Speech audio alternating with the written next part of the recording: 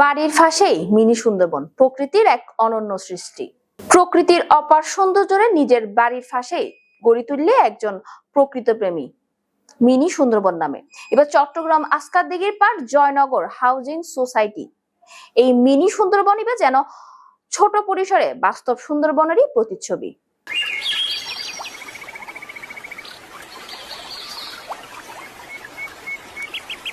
জ্যাডেরই সুন্দরবনের বৈশিষ্ট্যপূর্ণ ব্যাগ গাছ, পানির জোয়ার ভাটা, এমনকি মধু উৎপাদনের ব্যবস্থাও। স্থানীয় অক্কলার হাসে এবার পরিচিতি মিনি সুন্দরবন নামে। জায়গায় যেন প্রকৃতির এক জীবন্ত পাঠশালা। এডেরই গেওয়া, গরান, গোলপাতা, কেওড়া, সুন্দরী, পশুর সহ নানা প্রজাতির ম্যানোগ্রোভ গাছকিন লাগানোই সুন্দরবনের অনুকরণ করি, যাতে গঠন, পরিবেশ এবং বাস্তুতন্ত্র হুবহু মিলে যায়। বেগ্নতুন চমকপ্রদ বিষয় যেটা জোয়ার ভাটার মতো পানির ওঠানামায় নিয়মিত। এতে করে গাছপালা যেন স্বাভাবিকভাবে বাড়ি উঠের তেন ছোট মাছও জলজ জীবরও আবাস তৈরি হয়। আরো বিস্ময়ের জায়গা এদের মৌসাকগিন।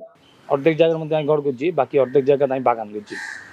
তো দীর্ঘদিন ধরে বাগান গলানোর, গাছ লাগানোর যোগ্য শখ আমার ভিতরে আছে। তাই আগে বাইং হাউসের সরি করতাম, পরবর্তীতে বাইং হাউসের সরি দিয়ে নে আমি মধু লই হাম গড়ি পেলাই নামবি। তো মধু লই হাম করতে যাই না, আমি দেখলাম যে মধু সেক্টরই বে অবহেলিত সেক্টর। মধু একমাত্র পণ্য জীবে মানুষ চললে কিনানোর সময় ফুসলতে বা ইবে হাঁটি না, চল কিনানোর সময় ফুসল নলো, ডাল কিনানোর সময় ফুসল নলো, কিন্তু মধুর ব্যাপারে ফুসল নয়। তাই দেখলাম যে মধুর বিষয় অত্যন্ত স্পর্শকাতর ব্যাপার। কোরআন শরীফ চাইলাম যে আল্লাহ তাআলা মধুর ব্যাপারে আনারা সূরা নাজিল করছি, জীবের মধুর ব্যাপারে মধুযোগ্য মেডিসিন এবং এটা যে শেফা, এই ব্যাপারে বিস্তারিত বর্ণনা করা হয়েছে। প্রকৃত ম্যানোগ্রাফ গাছ উত্তন প্রাকৃতিক মধু সংগ্রহ করা, যা সম্পূর্ণ অর্গানিক। আশপাশের মৌচাষী অকল এডতুন মধু সংগ্রহ করেন নিয়মিত। ফলে শুধু প্রাকৃতিক সংরক্ষণের প্রকল্প নয়, বরং এক ধরনের আয়বর্ধক উদ্যোগ বটে। প্রকল্প উদ্যোক্তার বক্তব্য অনুযায়ী আরা চাই ভবিষ্যৎ প্রজন্ম যেন প্রকৃতি তো দূরে সরি না যায়।